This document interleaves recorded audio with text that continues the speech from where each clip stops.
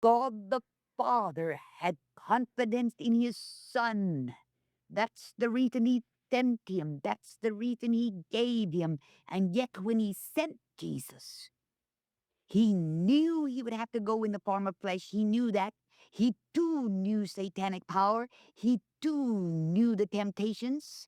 And remember, Jesus had to go through these temptations because he could not be a just judge. He could not judge you, and he could not judge me rightfully. There would not be complete justice in his judgment unless he had suffered everything that you and I have had to suffer in life. How often you've heard me say, you cannot give to anyone else any more than you have received yourself?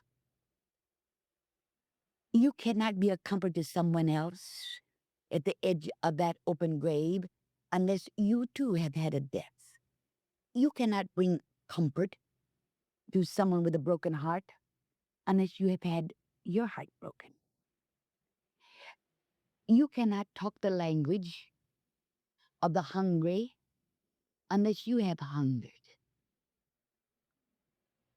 Do you understand what I'm saying?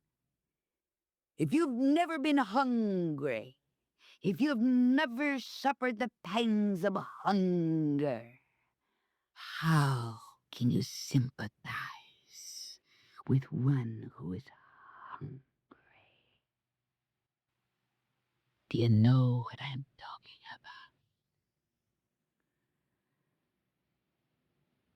God the Father will not be our judge. The Holy Spirit will not be our judge.